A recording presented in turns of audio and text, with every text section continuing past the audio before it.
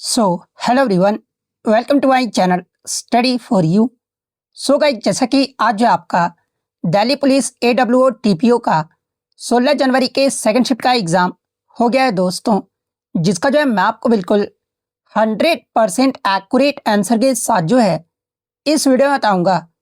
तो देख लेते हैं कि किस प्रकार की जो है आज आपके 16 जनवरी के सेकंड शिफ्ट के एग्ज़ाम में जो है प्रश्न पूछे गए हैं। उससे पहले एक बात और दोस्तों, कि जिन्होंने भी अगर चैनल को सब्सक्राइब नहीं किया है तो दिल्ली पुलिस एग्जाम से रिलेटेड पल पल की अपडेट के लिए जो है चैनल को सब्सक्राइब जरूर कर दीजिएगा। और बगल में ही आपको एक बेल आइकन यानी घंटे का निशान भी दिख रहा होगा, तो आप उस भी जो है जरूर प्रेस कर दीजिएगा। तो चलिए वीडियो को स्टार्ट करते हैं। तो सबसे पहले जो है मैं अमित अग्रवाल हो गए और अमित कुमार को जो है ना वो तहे दिल से जो वो धन्यवाद कहता हूं, क्योंकि एग्जाम होने के बाद जो है इन्होंने बहुत सारे प्रश्न जो है ना वो टेलीग्राम पर जो वो लिख लिख कर भेजे हैं। तो इसी प्रकार से जब भी आपका एग्जाम होता है ना, तो आप भी अपने एग्जाम के क्वेश्चन जो है टेलीग्राम पर जरूर भेजा कीजिए। टेलीग्राम पर आप कैसे भेज सकते हो, तो देखिए टेलीग्राम पर जाकर जो है ना आपको स्टडी फॉर यू 450 ये आपको जो वो सर्च करना है, स्टडी फॉर यू 450। वहाँ पे आप एग्जाम देने के बाद जो है ना डायरेक्टली जो वो क्वेश्चन अपने जो वो भेज सकते हो, और आप अच्छे तरीके से क्वेश्चन भेजिएगा ताकि मैं टाइम लेके अच्छे से क्वेश्चन आपको जो वो मतलब कि प्रेजेंट कर पाता हूँ। इसलिए जितने भी क्वेश्चन आपको याद है आप अच्छे से क्वेश्चन जो है यहाँ पर जो आप जरूर भेज दीजिएगा। अब हम लोग देख लेते हैं कि सेकंड शिफ्ट में जो है आपके किस प्रकार के प्रश्न जो वो पूछे गए हैं। तो आपका पहला क्वेश्चन यहाँ पर आया था कि जुलाई 2025 तक ब्रिक्स के कुल कितने पूर्णकालिक यानी फुल टाइम सदस्य देश जो ये आपके थे, जहाँ पे इस प्रकार के आपके चार ऑप्शन जो वो दिए गए थे। तो देखिए मैं आपको बता दूं कि जुलाई 2025 तक जो है ना ब्रिक्स के कुल आपके जो है 10 पूर्णकालिक सदस्य देश थे। जनवरी 2025 में मैं आपको बता दूं कि इंडोनेशिया जो देश है ना ये आपका पूर्ण सदस्य के रूप में आपका शामिल होने के बाद ब्रिक्स सदस्यों की जो टोटल संख्या है ना ये आपका 10 हो गया था। इसलिए ऑप्शन सी 10 आपका करेक्ट आंसर होगा। और पूर्णकालिक सदस्य देशों की सूची की अगर बात कर ले जो कि आपके 10 सदस्य देश हैं, और वो कौन कौन से हैं, तो देखिए ब्रिक्स से आपका नाम से स्पष्ट होता है कि ब्रिक्स से आपका क्या हो जाएगा। तो बी से आपका ब्राजील हो गया, आर से आपका रसिया हो गया, आई से आपका इंडिया हो गया, सी से आपका चाइना, एस से आपका साउथ अफ्रीका यानी दक्षिण अफ्रीका हो गया। इसके बाद जो 5 आपके मतलब कि पूर्णकालिक सदस्य देश बने हैं ना, ये आपके मिस्र बना है, इथोपिया बना है, ईरान बना है, संयुक्त अरब अमीरात बना और इंडोनेशिया। ये 10 जो सदस्य हैं देश है ना ये ब्रिक्स के जो है ये आपके पूर्णकालिक सदस्य देश हैं। और मैं आपको बता दूं कि मूल रूप से आपके ब्रिक्स में जो है ना ये आपका 5 सदस्य देश थे, यानी जब आपका ब्रिक्स की स्थापना की जा रही थी उस समय आपके 5 सदस्य देश थे। लेकिन 2024 और 2025 में विस्तार के बाद सदस्यों की संख्या बढ़ाकर जो है ना ये आपका 10 हो गई है। तो ये फैक्ट भी आपको ध्यान में रखना है। नेक्स्ट क्वेश्चन आपका बताया था कि चोल साम्राज्य के दौरान स्कूलों के रख रखाव के लिए जो है ना दान में दी जाने वाली भूमि को जो है आपका क्या कहा जाता था, जहां पे इस प्रकार के आपके 4 ऑप्शन जो वो दिए गए थे। तो देखिए मैं आपको बता दूं कि चोल काल के दौरान जो है ना भूमि के उपहार को उनके उपयोग के आधार पर जो है ना ये आपका वर्गीकृत जो आपका किया गया था। जैसे कि विद्यालयों या फिर स्कूल के रख रखाव के लिए जो आपका भूमि दी जाती थी इसे जो आपका साला भोग जो है आपका कहा जाता था। इसके अलावा ब्राह्मणों को उपहार में दी गई भूमि को जो है ना ये आपका ब्रह्मदेव जो है ये आपका कहा जाता था। इसके अलावा मंदिरों को उपहार में जो दी गई भूमि को जो है ये आपका चोल साम्राज्य में जो है ना ये आपका देवदान या फिर तिरुना के नाम से जो है आपका जाना जाता था। इसके अलावा जैन संस्थाओं को दान में दी गई भूमि को जो ये आपका क्या कहा जाता था, तो इसे आपका पल्ली छंदनम जो है आपका कहा जाता था। गैर ब्राह्मण किसानों को जो आपका मालिकों को जो आपका भूमि दी जाती थी ना इसे आपका वेल नवागाई जो है आपका कहा जाता था। लेकिन क्वेश्चन में आपका यहाँ पर पूछा गया था कि विद्यालयों या फिर स्कूलों के रख रखाव के लिए दी गई भूमि को चोल साम्राज्य में आपका क्या कहा जाता था, तो आपका साला भोग जो आपका कहा जाता था। तो ऑप्शन ए साला भोग आपका करेक्ट आंसर होगा। नेक्स्ट क्वेश्चन आपका बता था कि ओलंपिक ध्वज के जो है 5 रंगीन जो रिंग होते हैं ना यानी छल्ले जो होते हैं निम्नलिखित में से किसे दर्शाते हैं, आपसे पूछा गया था। जहां पे इस प्रकार के आपके 4 ऑप्शन जो वो दिए गए थे। तो देखिए मैं आपको बता दूं कि ओलंपिक ध्वज के आपके 5 रंगीन जो छल्ले होते हैं ना ये दुनिया के 5 महाद्वीपों की एकता और एकजुटता को जो आपका दर्शाता है, जिसमें अगर 5 रंग और 5 महाद्वीप की बात कर ले तो देखिए ये जो आपका ओलंपिक में जो आपका 5 रंग का आप छल्ले देखोगे ना इस प्रकार से आपका होता है। तो आप जहाँ पे देखोगे ना कि जो आपका ब्लू यानी जो नीला रंग होता है ये आपका यूरोप यूरोप महाद्वीप को जो आपका दर्शाता है। येलो यानी पीला जो रंग होता है ना, ये आपका एशिया महाद्वीप को जो आपका दर्शाता है। ब्लैक यानी काला जो रंग है ना, ये आपके अफ्रीका महाद्वीप को जो आपका दर्शाता है। हरा यानी ग्रीन की बात कर ले तो ये आपका ऑस्ट्रेलिया या फिर ओशेनिया महाद्वीप को जो आपका दर्शाता है। लाल यानी रेड कलर जो है ना, ये आपका मतलब कि दक्षिणी और आपका जो उत्तरी अमेरिका को जो है ये आपका दर्शाता है। तो इनमें से जिस प्रकार से अगर ऑप्शन के अकॉर्डिंग बात कर ले तो ये आपका दुनिया के 5 प्रमुख महाद्वीप को जो आपका दर्शाता है। तो ऑप्शन बी आपका करेक्ट आंसर होगा। लेकिन किसी बच्चे ने बताया कि इसमें आपका मतलब कि इनकरेक्ट स्टेटमेंट पूछा गया था, जैसे कि which of the following Olympics rings is incorrect, जहाँ पे ब्लैक का आपका अंटार्कटिका जो आपका दिया गया था, जो कि आपका ये गलत हो जाएगा, क्योंकि जो ओलंपिक में आपके 5 रिंग के जो छल्ले होते हैं ना, ये आपके ब्लैक जो रंग होता है ये आपका अफ्रीका महाद्वीप को जो आपका दर्शाता है ना, कि आपका अंटार्कटिका मतलब कि दर्शाता है। इसलिए ये वाला जो ऑप्शन है ना, ब्लैक अंटार्कटिका, ये वाला ऑप्शन आपका करेक्ट आंसर होगा। इसके अलावा एग्जाम में एक प्रश्न यहाँ से पूछा जाता है कि ओलंपिक में जो 5 रिंग के छल्ले होते हैं, इसका निर्माण किसके द्वारा किया गया था। तो देखिए, इस प्रतीक को जो है ना, ये आपका पियरे डी कुबर्टिन ने जो है ये आपका 1913 में जो आपका बनाया था, और इसे पहली बार आपका 1920 का जो एंडोवर पर जो ओलंपिक हुआ था ना, इसमें आपका पहली बार जो आपका फहराया गया था। तो ये फैक्ट भी आपको ध्यान में रखना है।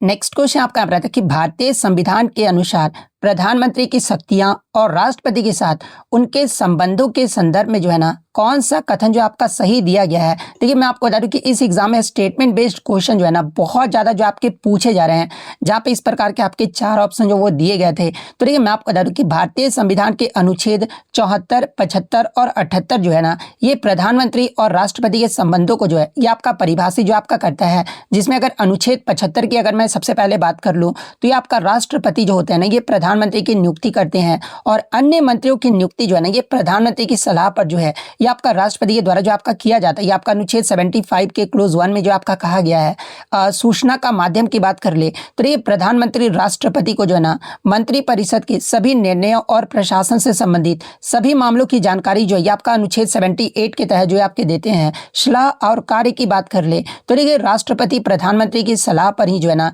ये आपका कार्य करते हैं, और राष्ट्रपति को सहायता और सलाह देने के लिए जो है एक मंत्रिपरिषद होता है, जिसका प्रमुख कौन होता है, तो ये आपके प्रधानमंत्री होते हैं। और ये जो आपका अनुच्छेद 74 में जो आपका कहा गया है, मंत्रिपरिषद की बात करें तो देखिए, प्रधानमंत्री मतलब मंत्रियों का जो है आपका चयन करते हैं, और विभागों का भी जो है ना, ये आपका आवंटन जो इन्हीं के द्वारा किया जाता है।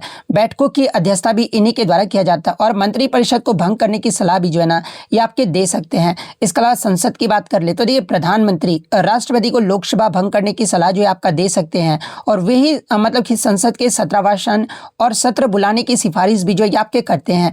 यानी इसमें आपका सही कथन ये है कि प्रधानमंत्री राष्ट्रपति और मंत्रिपरिषद के बीच जो है ना, संचार की मुख्य कड़ी के रूप में जो आपके कार्य करते हैं, और राष्ट्रपति के अधिकांश संवैधानिक कार्यों में जो है ना, उनकी सलाह होती है ये आपका बाध्यकारी होती है। प्रधानमंत्री वास्तविक आपके कार्यकारी शक्ति का प्रयोग करते हैं, जबकि राष्ट्रपति जो होते हैं ना, ये आपके नाम मात्र यानी औपचारिक प्रमुख होते हैं, जो कि आपका फर्स्ट शिफ्ट में भी आपका पूछा गया था। यानी ऑप्शन के अकॉर्डिंग अगर बात कर ले तो ये प्रधानमंत्री की नियुक्ति राष्ट्रपति के द्वारा की जाती है, और वह अपने राष्ट्रपति को मंत्रिपरिषद के निर्णय की सूचना देते हैं। ये जो कथन है ना, इनके आपके प्रधानमंत्री की शक्तियों और राष्ट्रपति के साथ उनके संबंधों के संदर्भ में जो है ना, ये आपका सही कथन जो आपका दिया गया है।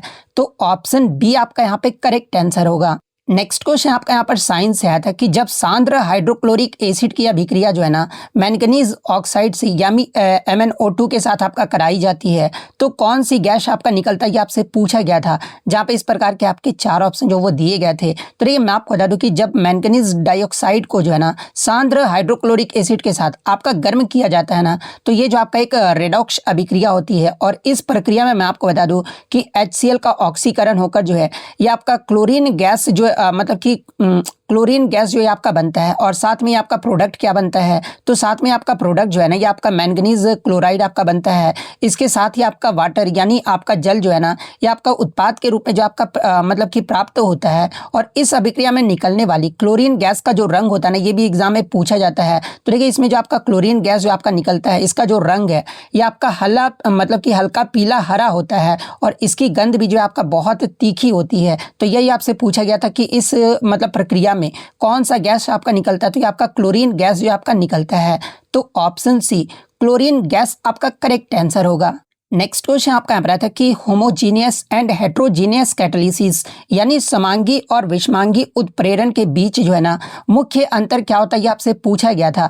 जहाँ पे इस प्रकार के आपके 4 ऑप्शन जो वो दिए गए थे। तो देखिए मैं आपको बता दूं कि उत्प्रेरण की प्रक्रिया में यानी जो आपका कैटालिसिस जो प्रोसेस होता है ना, इसमें आपका जो रिएक्टेंट्स यानी अभिकारक और कैटालिस्ट यानी उत्प्रेरक की अवस्था के आधार पर जो है ना, ये आपका अंतर किया जाता है कि आपका जो होमोजीनियस यानी जो समांगी उत्प्रेरण है ना, यानी जब अभिकारक और उत्प्रेरक एक ही आपके भौतिक अवस्था कहने का मतलब कि जैसे दोनों गैस या फिर दोनों द्रव में होते हैं ना, तो आपका जो है मतलब कि ये क्या होता है, तो ये आपका ऑक्सीकरण होता है। उदाहरण के तौर पर अगर मैं बात कर लूँ तो देखिए लेड चैम्बर प्रक्रिया में यानी SO2 की प्रक्रिया में आप देखोगे ना, तो इसका क्या हो रहा है, तो ये आपका ऑक्सीकरण हो रहा है। वहीं अगर हेट्रोजीनियस कैटालिसिस की बात कर ले यानी विषमांगी उत्प्रेरण की बात कर ले, तो देखिए जब अभिकारक और उत्प्रेरक जो है अलग अलग भौतिक अवस्था में होते हैं, मतलब कि इसमें आपका अलग अलग भौतिक अवस्था में होते हैं। उदाहरण के तौर पर अगर मैं बात कर लूँ तो देखिए हैबर विधि से जो है यानी आपका जो हैबर्स प्रोसेस होता है ना, इसमें आपका अमोनिया निर्माण के दौरान जो है ठोस लोहे और गैसीय नाइट्रोजन हाइड्रोजन की जो है ये आपका अभिक्रिया जो है आपका करवाई जाती है। तो ये आपका मतलब कि मतलब समांगी और विषमांगी उत्प्रेरण के बीच का आपका मुख्य अंतर क्या होता है, तो अभिकारक और उत्प्रेरक की जो है ना ये आपका भौतिक अवस्था जो है ये आपका मतलब कि मुख्य अंतर होता है। तो ऑप्शन बी आपका यहाँ पे करेक्ट आंसर होगा। नेक्स्ट आपका यहाँ पर क्वेश्चन आया था कि ओलंपिक खेलों में भारत की ओर से भाला फेंक यानी जैवलिन थ्रो में पहला जो स्वर्ण पदक है ना, ये किसने जीता, ये आपसे पूछा गया था। जहाँ पे इस प्रकार के आपके 4 ऑप्शन जो वो दिए गए थे। तो देखिए मैं आपको बता दूं कि नीरज चोपड़ा ने जो है ना टोक्यो 2020 ओलंपिक जो कि आपका 2021 में आपका आयोजित किया गया था, और इसमें आपका जैवलिन थ्रो में जो है ना 87.58 मीटर का मतलब भाला फेंक कर जो है इन्होंने स्वर्ण पदक यानी गोल्ड मेडल जीत कर जो ये आपका इतिहास रचे थे। और ये आपका ओलंपिक में एथलेटिक्स यानी ट्रैक एंड फील्ड में भारत का पहला स्वर्ण पदक भी जो है ना ये आपका रहा था। और इसके बाद मैं आपको बता दूं कि 2024 का जो पेरिस ओलंपिक हुआ है, इसमें आपका नीरज चोपड़ा ने जो है ना ये आपका सिल्वर मेडल यानी रजत पदक जीतकर भी जो है ये आपका लगातार 2 ओलंपिक पदक जीतने वाले जो है ना पहले भारतीय एथलीट बनने का गौरव भी जो आपके प्राप्त किए हैं। तो ऑप्शन बी नीरज चोपड़ा आपका करेक्ट आंसर होगा। नेक्स्ट क्वेश्चन आपका आ रहा था कि एक 70 kg द्रव्यमान का व्यक्ति एक लिफ्ट में आपका खड़ा है। यदि लिफ्ट आपका मतलब कि 2 मीटर पर सेकंड स्क्वायर के त्वरण से ऊपर की ओर जा रहा है, तो व्यक्ति का जो मतलब एपरेंट वेट है ना, यानी व्यक्ति का जो आभासी भार है, ये आपका क्या होगा, ये आपसे पूछा गया था। हालांकि मैं आपको बता दूं कि यहाँ पे जी का जो वैल्यू है ना, ये आपको 10 मीटर पर सेकंड स्क्वायर जो वो आपको लेना था। यहाँ पर मतलब कि आपको 9.8 आपको नहीं लेना था। जी का जो वैल्यू है ये आपको 10 मीटर पर सेकंड स्क्वायर जो वो आपको लेना था। तो देखिए हमारे क्वेश्चन में आपका क्या क्या गिवन दिया गया। तो देखिए वस्तु का द्रव्यमान यानी मास आपका दिया गया था, मास इक्वल टू कितना दिया गया था, तो ये आपका 70 kg जो आपका दिया गया था। लिफ्ट की मतलब कि लिफ्ट का ऊपर की ओर त्वरण आपका लग रहा है, तो एक्सेलरेशन आपका क्या होगा, तो ये आपका 2 मीटर पर सेकंड स्क्वायर होगा। और गुरुत्वीय त्वरण यानी आपका जो स्मॉल जी का मान है ना, वो आपको 10 मीटर पर सेकंड स्क्वायर जो है आपको लेना था। तो देखिए मैं आपको बता दूं कि जब कोई लिफ्ट आपका जो है त्वरण ए के साथ ऊपर की ओर गति करती है ना, तो व्यक्ति पर लगने वाला जो आपका आभासी भार होगा ये आपका क्या होगा, तो आर या फिर डब्ल्यू से जो है ये आपका बढ़ जाता है। और इसके लिए आपका कौन सा सूत्र आपका उपयोग किया जाता है, तो देखिए इसके लिए जो आपका सूत्र है ना, ये आपका आर इक्वल टू जो है एम जी प्लस ए, इस सूत्र का उपयोग जो आपका किया जाता है। और इसी सूत्र पर वैल्यू रखकर जो है हम लोग इजिली जो वो कैलकुलेट कर लेंगे। तो वैल्यू आपको रख देना होगा सूत्र पर। तो आर आपको निकालना है, तो 7 आपका एम मास 70 दिया गया था, आपका जी जो है वो आपको 10 लेना था। 70 इंटू 10 प्लस 2 आपको जो यहाँ पर लेना था, ठीक है। उसके बाद आपका 10 प्लस 2 करोगे तो कितना आ जाएगा, तो ये आपका 12 आ जाएगा। यानी 70 से जब आप 12 मतलब कि 12 से मल्टीप्लाई करोगे ना, तो ये हमारा कितना निकल कर आ जाएगा, तो ये लगभग आपका जो है 840 न्यूटन जो आपका निकल कर आ जाएगा, जो कि ऑप्शन में भी आपका 840 न्यूटन जो आपका दिया गया था। तो 840 न्यूटन आपका यहाँ पे करेक्ट आंसर होगा। हालांकि जब आप क्वेश्चन में आपका जी का वैल्यू आप 9.8 लोगे ना, तो आपका जो मतलब कि आंसर है ये आपका 826 न्यूटन जो आपका निकल कर आएगा। लेकिन ऑप्शन में आपका 826 न्यूटन नहीं दिया गया था, 840 न्यूटन दिया गया था। यानी जी का जो मान है आपका 10 मीटर पर सेकंड स्क्वायर लेकर जो आपको माना गया था, इसलिए 840 न्यूटन आपका करेक्ट आंसर होगा। नेक्स्ट क्वेश्चन आपका बता था कि यदि किसी तत्व के दो परमाणु का जो एटॉमिक नंबर यानी परमाणु क्रमांक जो है ना ये आपका समान है यानी 17 है, लेकिन उनका जो मतलब मास नंबर यानी द्रव्यमान जो है ना ये आपका अलग अलग है, जैसे कि 35 और 37 है। तो इसे जो है ना ये आपका क्या कहा जाता है, ये आपसे पूछा गया था, जहाँ पे इस प्रकार के आपके 4 ऑप्शन जो वो दिए गए थे। तो देखिए मैं आपको बता दूं कि ऐसे परमाणु जिनका परमाणु क्रमांक जो है ना यानी प्रोटॉन की जो संख्या है ये आपका समान होता है, लेकिन जो आपका मास नंबर यानी द्रव्यमान संख्या जो है ना, द्रव्यमान संख्या कहने का मतलब कि प्रोटॉन प्लस न्यूट्रॉन ये जो होता है ना ये आपका अलग होता है, इन्हें आपका क्या कहा जाता है, तो इन्हें आपका आइसोटॉप्स यानी समस्थानिक जो आपका कहा जाता है। और यही आपसे पूछा गया था, जैसे कि प्रश्न में आपका उदाहरण क्या दिया गया था, तो देखिए क्लोरीन का आपका जो एटॉमिक नंबर ये आपका 17 होता है, और पहले परमाणु में आपका क्या दिया गया था, तो क्लोरीन का आपका 35 और मतलब मास नंबर आपका 35 और एटॉमिक नंबर आपका 17 जो आपका दिया गया था। तो इसका न्यूट्रॉन क्या निकल कर आएगा, तो इसका न्यूट्रॉन हम लोग कैसे निकलते हैं, तो मास नंबर माइनस आपका जो है एटॉमिक नंबर जो है आपका माइनस करते हैं, यानी आपका जो है जेड एटॉमिक नंबर तो आपका जेड हो जाता है ना, तो मास नंबर में हम लोग जब एटॉमिक नंबर माइनस करेंगे तो हमारा न्यूट्रॉन संख्या जो आपका निकल कर आ जाएगा। दूसरा परमाणु आपका इस प्रकार से दिया गया था, मतलब मास नंबर आपका 37, एटॉमिक नंबर तो आपका सेम ही होगा, तो इसका जो न्यूट्रॉन आएगा ये आपका 20 न्यूट्रॉन आपका जो वो निकल कर आएगा, यानी ये जो आपका क्लोरीन के जो है ना ये आपके समस्थानिक है। तो यही आपसे पूछा गया था कि इसे क्या कहा जाता है, तो इसे आपका जो आइसोटॉप्स यानी समस्थानिक जो आपका कहा जाता है। तो ऑप्शन बी समस्थानिक आपका करेक्ट आंसर होगा। नेक्स्ट क्वेश्चन आपका बता था कि पीसी महालनोबिस मॉडल जो है ना किस पंचवर्षीय योजना का आधार था, ये आपसे पूछा गया था, जहां पे इस प्रकार के 4 ऑप्शन जो वो दिए गए थे। तो देखिए मैं आपको बता दूं कि भारत का जो दूसरी पंचवर्षीय योजना है ना जिसकी अवधि आपका 1956 से 1961 तक रहा था, और ये आपके प्रसिद्ध अर्थशास्त्री पीसी महालनोबिस द्वारा आपका विकसित किया गया एक आर्थिक विकास मॉडल पर जो है आपका आधारित था।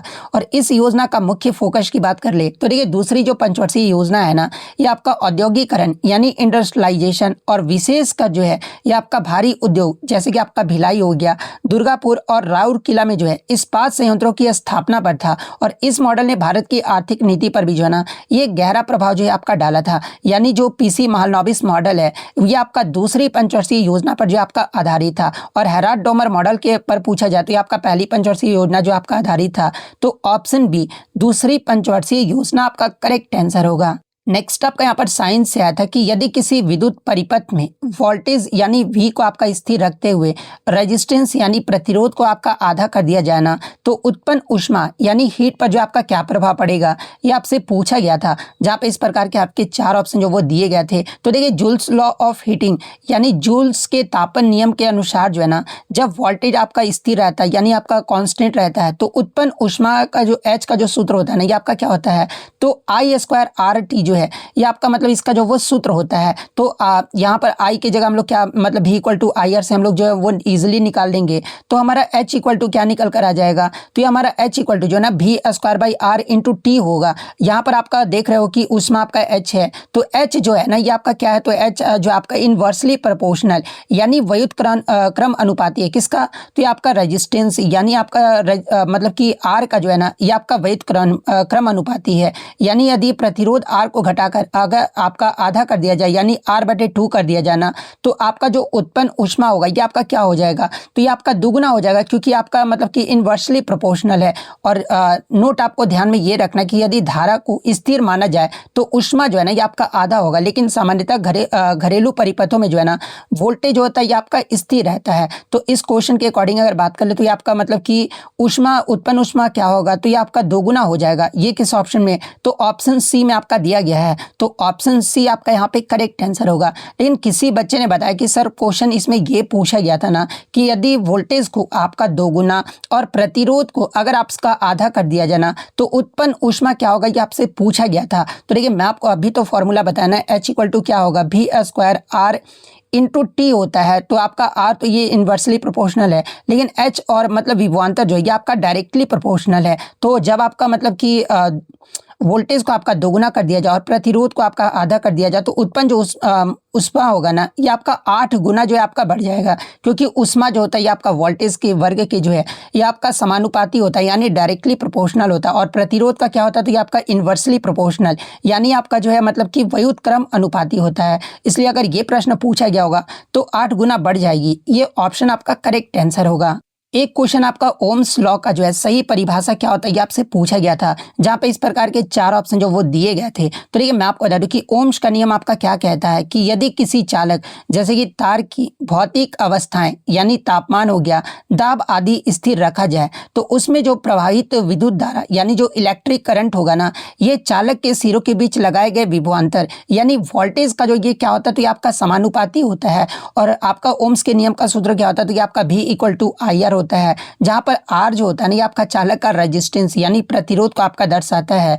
इसके अलावा इसका जो SI मात्रक होता है ये आपका ओम होता है। तो ये पॉइंट भी आप ध्यान में रखिएगा। तो इसमें आपका क्या दिया गया था, तो इसमें जो ओम्स के नियम का सही परिभाषा आपका दिया गया था ना, यानी यदि भौतिक अवस्थाएं आपका स्थिर है तो चालक में प्रवाहित धारा उनके सिरों के बीच विभवांतर के जो है ना सीधे आपका अनुपातिक होता है। तो ये आपका डायरेक्टली प्रोपोर्शनल होता है। ये आपका जो ओम्स लॉ का सही परिभाषा दिया गया था, तो ऑप्शन बी आपका करेक्ट आंसर होगा। नेक्स्ट क्वेश्चन आपका यहाँ पर आता है कि व्हाट इज द ऐसा यूनिट ऑफ प्रेशर, यानी दाब का ऐसा इकाई क्या होता है ये आपसे पूछा गया था, जहाँ पे इस प्रकार के 4 ऑप्शन जो वो दिए गए थे। तो देखिए मैं आपको बता दूं कि भौतिक विज्ञान में दाब यानी प्रेशर का क्या होता है तो ये आपका प्रति इकाई क्षेत्रफल पर जो है ना लगने वाले बल को जो है आपका कहा जाता है। और इसका सूत्र क्या होता है तो देखिए प्रेशर का सूत्र P = जो है F/A होता है, यानी फोर्स बाई एरिया होता है। यानी हिंदी में बात कर ले तो ये आपका बल बाई क्षेत्रफल होता है। चूंकि बल का मात्रक क्या होता है तो ये आपका बल का मात्रक आपका न्यूटन होता है, और क्षेत्रफल का मात्रक क्या होता है यानी एरिया का मात्रक जो होता है ये आपका मीटर स्क्वायर होता है। इसलिए दाब का इकाई क्या हो जाएगा तो आपका न्यूटन मतलब कि पर मीटर प्रति वर्ग मीटर स्क्वायर जो है इसका मतलब कि आपका जो वो इकाई आ जाएगा। और इसे आपका वैज्ञानिक रूप से जो है ना ये क्या कहा जाता है तो ये आपका पास्कल जो आपका कहा जाता है। और यही आपसे पूछा गया था। तो दाब का जो ऐसा ही मात्रक होता है ना ये आपका पास्कल होता है। तो ऑप्शन सी पास्कल आपका करेक्ट आंसर होगा। इसके अलावा 1 पास्कल = कितना न्यूटन मीटर प्रति वर्ग मीटर होता है तो 1 पास्कल = जो ना 1 न्यूटन पर मीटर स्क्वायर होता है। तो ये फैक्ट भी आपको ध्यान में रखना है। एक बहुत ही इजी सा क्वेश्चन आया था कि फर्स्ट इक्वेशन ऑफ मोशन कौन सा है, यानी गति का पहला समीकरण जो आपसे पूछा गया था।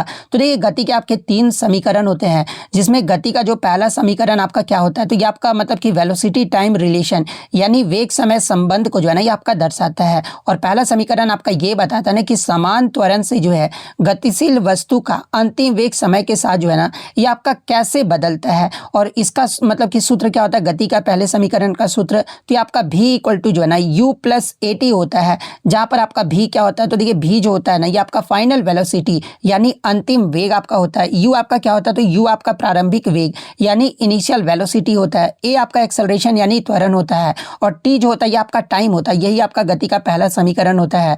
तो ऑप्शन सी आपका करेक्ट आंसर होगा। गति का जो दूसरा समीकरण होता है ये आपका ऑप्शन ए वाला होता है, S = UT + ½ AT² होता है। गति का जो तीसरा समीकरण है ना ये आपका V² = U² + 2AS, ये आपका गति का जो है ना ये आपका तीसरा समीकरण होता है। तो ये फैक्ट भी आपको ध्यान में रखना है।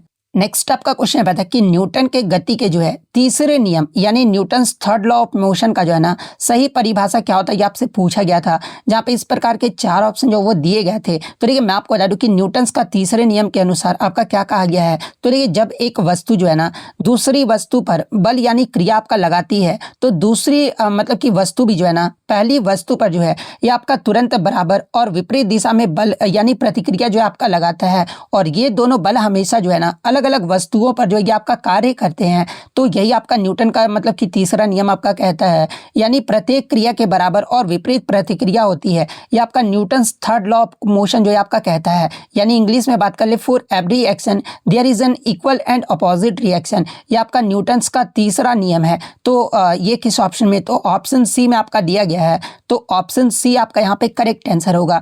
न्यूटन्स के गति के तीसरे नियम के उदाहरण से प्रश्न पूछा जाता है। तो देखिए जब आप जमीन पर चलते हैं ना तो आप जमीन को पीछे धकेलते हैं और जमीन आपको आगे धकेलता है। ये जो आपका न्यूटन्स का थर्ड लॉ का एक आपका परफेक्ट एग्जांपल है।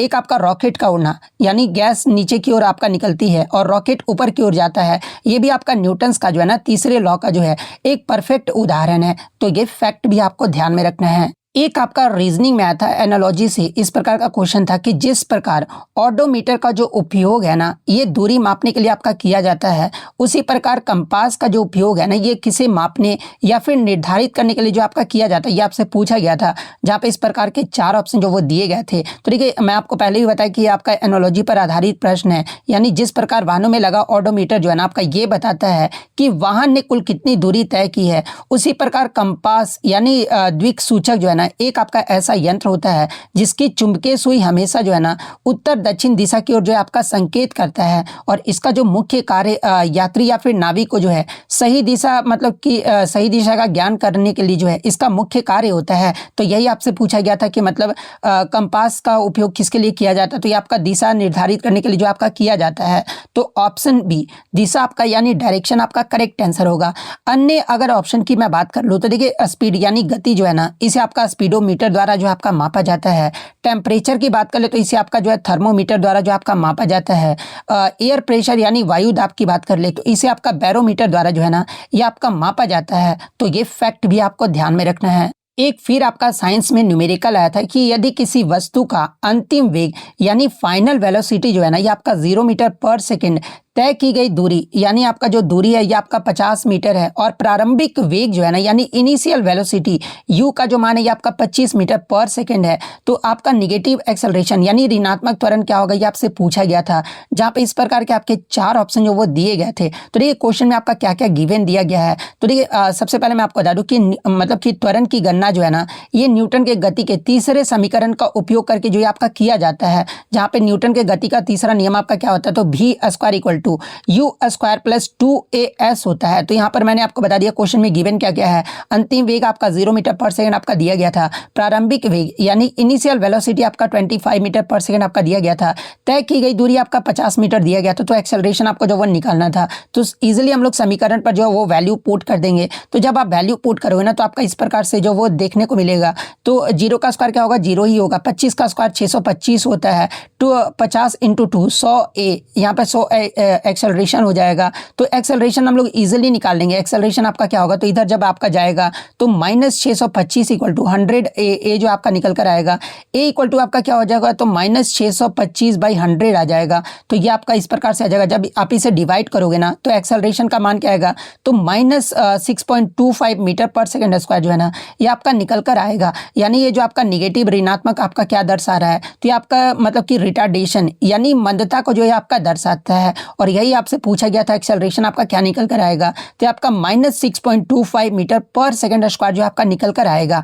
तो ऑप्शन बी आपका यहाँ पे करेक्ट आंसर होगा। देखिए मैं आपको फिर से बता रहा हूँ, अगर आपका आगे आने वाले शिफ्टों में एग्जाम है ना तो आप ग्रुप डी के जितने भी साइंस के प्रश्न पूछे गए हैं मैंने उसका एनालिसिस भी करवाया है, आप जरूर देख लीजिएगा। आपको बहुत ज़्यादा जो वो बेनिफिट मिलेगा। आप मेरा विश्वास करो, आपको ग्रुप डी में जितने जैसे साइंस के प्रश्न पूछे गए ना उसी लेवल के प्रश्न जो आपको देखने को मिल रहे हैं, बल्कि उससे आपका ईजी ही क्वेश्चन देखने को मिल रहा है। जैसे कि नेक्स्ट क्वेश्चन आपका यहाँ पर आया था कि गति के सरल रेखीय समीकरण यानी इक्वेशंस ऑफ लीनियर मोशन, जैसे कि आपका क्या होता है, तो ये आपका v equal to u plus a t होता है, s equal to u t plus half a t square होता है आदि जो है ना ये कब लागू होते हैं, ये आपसे पूछा गया था। यानी गति के सरल रेखीय समीकरण जो है ना ये कब लागू होते हैं ये आपसे पूछा गया था। जहाँ पे इस प्रकार के आपके 4 ऑप्शन जो वो दिए गए थे। तो देखिए मैं आपको बता दूं कि गति के 3 मानक समीकरण होते हैं, जिसे आपका न्यूटन का गति के समीकरण भी जो आपका कहा जाता है।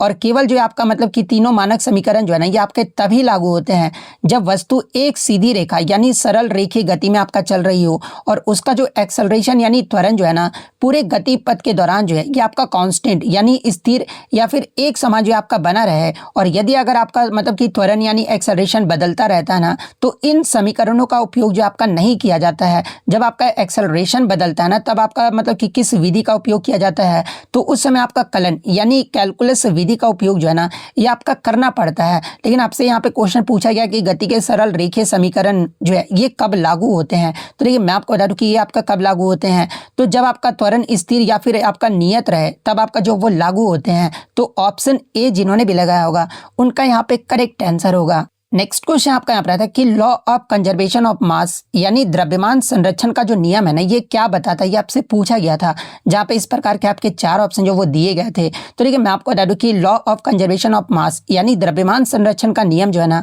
आपका यह बताता है कि किसी भी रासायनिक या फिर भौतिक परिवर्तन में जो है ना, द्रव्यमान को यानी आपका मास को जो है ना, न तो आपका निर्माण किया जा सकता है और न ही आप जो उसे नष्ट किया जा सकता है। यानी अगर इंग्लिश में बात कर ले तो मास can neither be created nor destroyed, ये जो आपका मतलब कि कहा गया है, और केवल उसका रूप ही जो है आपका बदलता है। यानी रिएक्टेंट्स यानी अभिकारकों का कुल द्रव्यमान जो है ना, ये आपका प्रोडक्ट्स यानी उत्पादकों के जो है कुल द्रव्यमान के बराबर होता है, भले ही पदार्थ की अवस्था भी जो है ये आपका बदल जाए। तो ये जो आपका मतलब कि द्रव्यमान संरक्षण का नियम जो ये आपका बताता है, तो यही आपसे जो वो पूछा गया था।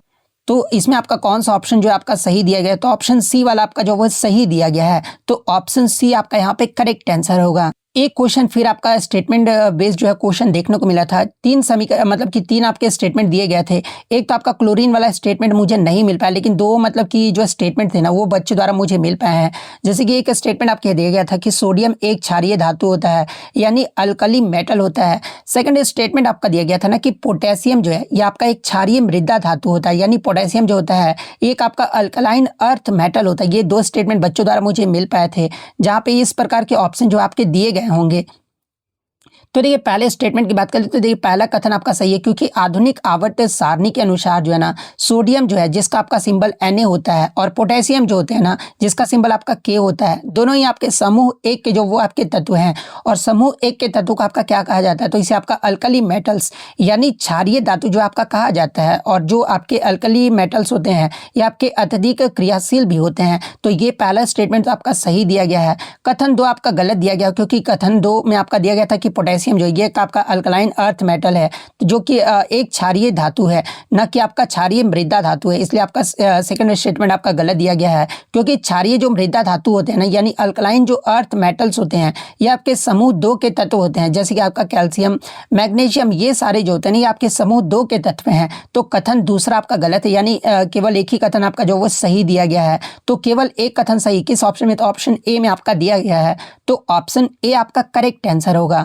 नेक्स्ट क्वेश्चन आपका बताता है कि वैलियम और सेरोटोनिन ये जो आपका मुख्य रूप से जो है ये क्या है, जहाँ पे इस प्रकार के आपके 4 ऑप्शन जो वो दिए गए थे। तो देखिए मैं आपको बता दूं कि वैलियम और सेरोटोनिन का जो संबंध है ना, ये मानसिक स्वास्थ्य और तंत्रिका तंत्र से है। जहाँ पर अगर वैलियम की बात कर ले तो देखिए वैलियम जो है ना एक आपका प्रसिद्ध औषधि है, जिसे आपका ट्रैंक्विलाइजर यानी आपका प्रशांतक जो है ना ये आपका कहा जाता है। और इसका जो उपयोग है ये आपका एनेक्साइटी यानी चिंता, तनाव और नींद की समस्याओं के इलाज के लिए जो है ना आपका मतलब कि प्रयोग जो आपका किया जाता है, इलाज के लिए किया जाता है।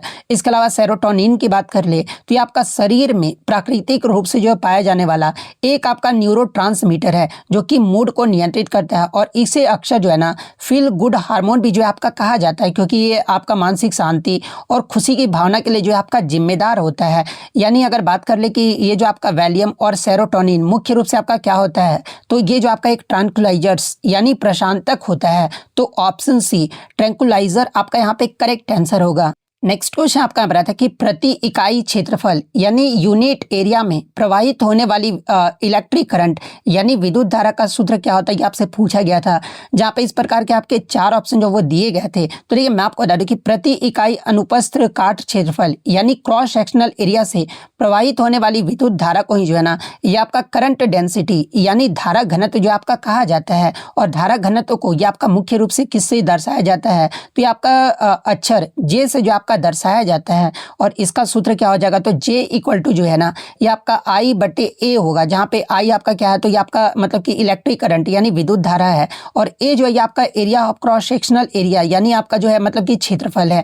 तो यही आपसे इसका सूत्र पूछा गया था। और इसका मतलब कि SI मात्रक की बात कर ले तो इसका जो SI मात्रक होता है ना ये आपका एम्पियर पर मीटर स्क्वायर होता है। और ये जो आपका मतलब कि जो करंट डेंसिटी है ना एक आपका जो है वेक्टर क्वांटिटी यानी आपका सदिश राशि है। तो इसका आपका सूत्र पूछा गया था। तो J इक्वल टू I/A किस ऑप्शन में, तो ऑप्शन बी में आपका दिया गया है। तो ऑप्शन बी आपका करेक्ट आंसर होगा।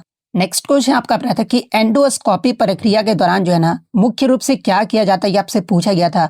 जहाँ पे इस प्रकार के 4 ऑप्शन जो वो दिए गए थे। तो देखिए एंडोस्कोपी की बात करें तो एक आपका ऐसी मतलब कि चिकित्सा प्रक्रिया है जिसमें डॉक्टर जो है ना शरीर के आंतरिक अंग यानी जैसे कि पाचन तंत्र हो गया, फेफड़े आदि की जांच करने के लिए जो है ना एक उपकरण का उपयोग जो आपके करते हैं, जिसे ही आपका एंडोस्कोप जो है आपका कहा जाता है।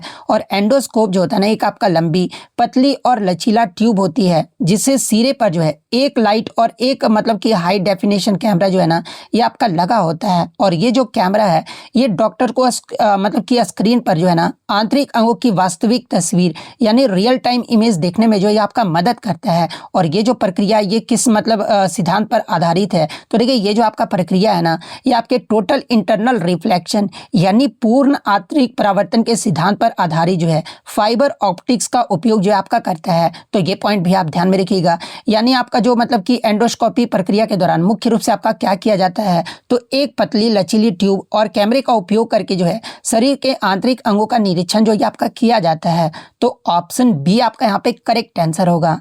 नेक्स्ट क्वेश्चन आपका रहा था कि मैक्सवेल के राइट हैंड थंब रूल के अनुसार जो है ना यदि किसी सीधे तार में विद्युत धारा ऊपर की दिशा में आपका प्रवाहित हो रही है तो ऊपर से देखने पर जो है ना मैग्नेटिक फील्ड यानी चुंबकीय क्षेत्र की दिशा जो आपका कैसा दिखाई देगा, ये आपसे पूछा गया था।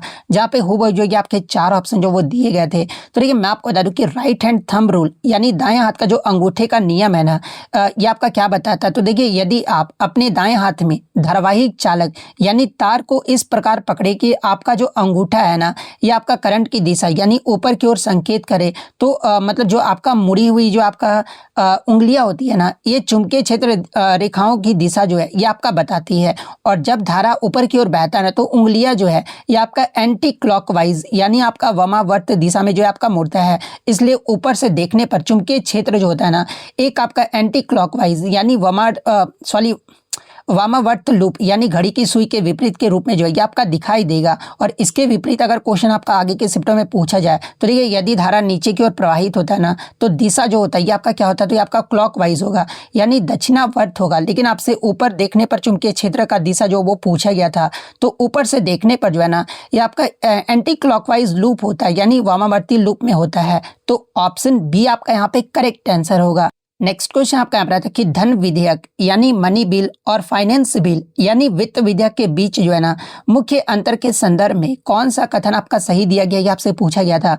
जहाँ पे इस प्रकार के 4 ऑप्शन जो वो दिए गए थे। तो देखिए मैं आपको बता दूं कि भारतीय संविधान के अनुच्छेद 110 में जो है ना धन विधेयक और अनुच्छेद 117 में जो है ये आपका मतलब कि वित्त विधेयक का वर्णन जो आपका किया गया है। जिसमें अगर मनी बिल यानी धन विधेयक की बात कर ले तो इसमें केवल वे विषय आपके शामिल होते हैं ना जो अनुच्छेद 110 में जो आपके निर्दिष्ट हैं, जैसे कि आपका कर लगाना, उधार लेना, ये आपका मनी बिल के अंतर्गत आता है। और इसे केवल जो है ना ये आपका लोकसभा में ही जो ये आपका पेश किया जाता है और लोकसभा अध्यक्ष यानी स्पीकर ऑफ द लोकसभा ही जो ये आपका प्रमाणित करता है कि कोई विधेयक आपका धन विधेयक है या फिर नहीं। ये आपका लोकसभा के अध्यक्ष के द्वारा आपका प्रमाणित किया जाता है। वहीं अगर फाइनेंशियल बिल की बात कर ले यानी वित्त विधेयक जो है ना एक आपका विस्तृत श्रेणी है जिसमें धन विधेयक के साथ साथ जो है सामान्य वित्तीय मामले भी जो ये आपके शामिल होते हैं। यानी इसमें जो आपका मुख्य अंतर है ना कि प्रत्येक धन विधेयक तकनीकी रूप से जो है एक आपका वित्त विधेयक होता है, लेकिन ये आपका वित्त विधेयक जो है ना जिसमें आपका अनुच्छेद 110 के बाहर के मामले भी हो उसे धन विधेयक नहीं कहा जा सकता। ये जो आपका मुख्य अंतर होता है।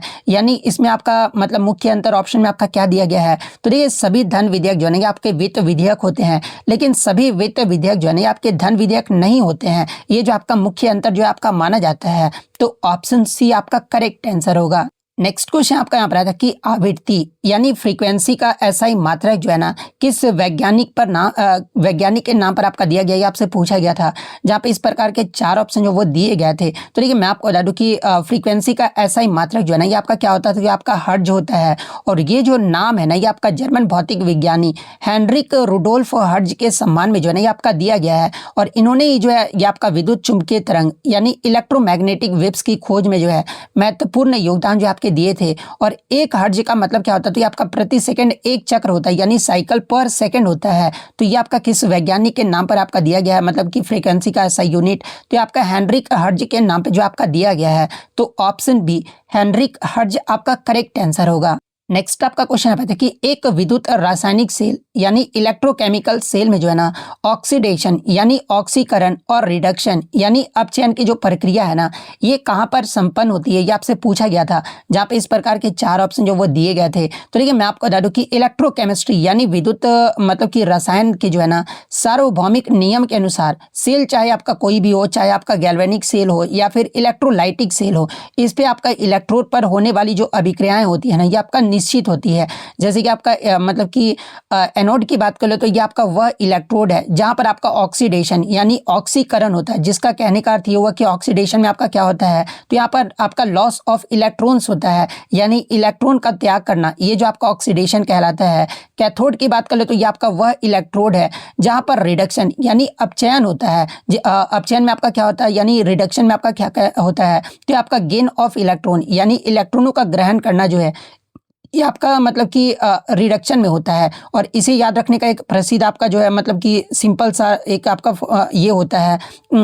तो इसे आप एनॉक्स यानी एनॉक्स का कहने का मतलब कि एनोड में आपका ऑक्सीडेशन होता है और रेड कैट यानी रिडक्शन में जो है ना ये आपका कैथोड का उपयोग जो आपका किया जाता है। यानी अगर क्वेश्चन के अकॉर्डिंग बात करें कि एक विद्युत रासायनिक सेल में ऑक्सीकरण और अपचयन की प्रक्रिया कहाँ पर संपन्न होती है, तो देखिए एनोड पर आपका ऑक्सीकरण और कैथोड पर जो है ना ये आपका मतलब कि रिडक्शन यानी अपचयन की प्रक्रिया होती है। तो ऑप्शन बी जिन्होंने भी लगाया होगा उनका यहाँ पे करेक्ट आंसर होगा।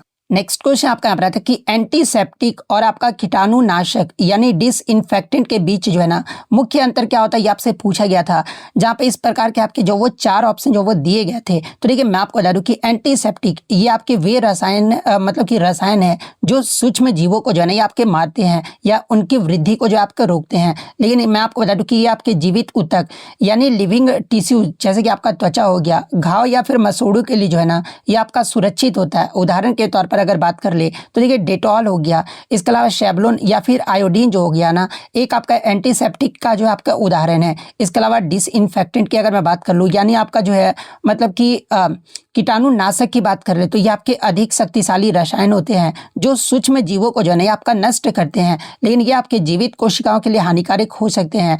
और इसलिए इनका जो उपयोग है ना केवल आपका निर्जीव वस्तु यानी नॉन लिविंग ऑब्जेक्ट से, जैसे कि आपका क्या क्या हो गया, तो फर्श हो गया, फर्श की टाइलें हो गया, मतलब कि जितने भी आपके निर्जीव उपकरण होते हैं ना इस पर आपका उपयोग जो वो किया जाता है। उदाहरण के तौर पर अगर चिकित्सा उपकरण की बात कर ले तो देखिए फिनॉल या फिर ब्लीच में भी जो है ना ये आपका डिसइंफेक्टेंट का प्रयोग जो आपका किया जाता है। यानी इनके बीच के मुख्य अंतर आपका ऑप्शन में क्या दिया गया, तो देखिए एंटीसेप्टिक जो है ना ये आपका जीवित ऊतकों यानी त्वचा पर उपयोग किए जाते हैं, जबकि डिसइंफेक्टेंट जो है ना ये आपके निर्जीव वस्तु पर जो है इसका प्रयोग जो आपका किया जाता है। तो ऑप्शन बी जिन्होंने भी लगाया होगा उनका यहाँ पे करेक्ट आंसर होगा। इस क्वेश्चन में मैं आपको पहले क्लियर कर दूं कि इसमें आपका मैच द फॉलोइंग से जो है ना आपका क्वेश्चन जो वो पूछा गया था, जहां पर दिया गया था टॉम्ब ऑफ स्टैंड में आपको मैच करना था। तो एक आपका अंतर्राष्ट्रीय बुकर पुरस्कार जो ऑप्शन में आपका दिया गया था इसको आपको मैच करना था। तो देखिए मैं आपको बता दूं कि टॉम्ब ऑफ स्टैंड ये जो पुस्तक है ना ये आपका मूल रूप से हिंदी भाषा में जो है ये आपका गीतांजलि श्री के द्वारा जो आपका लिखा गया था और इसका मूल हिंदी शीर्षक आपका क्या रहा था, तो ये आपका रेत समाधि जो आपका रहा था। और इसका अंग्रेजी अनुवाद की बात कर ले तो देखिए इसे आपका अंग्रेजी में जो अनुवाद है ना ये डेजी रॉकवेल ने जो ये आपका किया था और इसी के लिए इन्हें जो आपका 2022 में जो है ना अंतर्राष्ट्रीय पुरस्कार भी जो आपका दिया गया था। तो ये पॉइंट भी आप ध्यान में रखिएगा। और ये जो पुस्तक है इस पुस्तक के लिए 2022 में अंतर्राष्ट्रीय पुरस्कार जीतने वाला जो है ये आपका पहला हिंदी उपन्यास भी जो आपका बना है। तो ये फैक्ट भी आपको ध्यान में रखना है।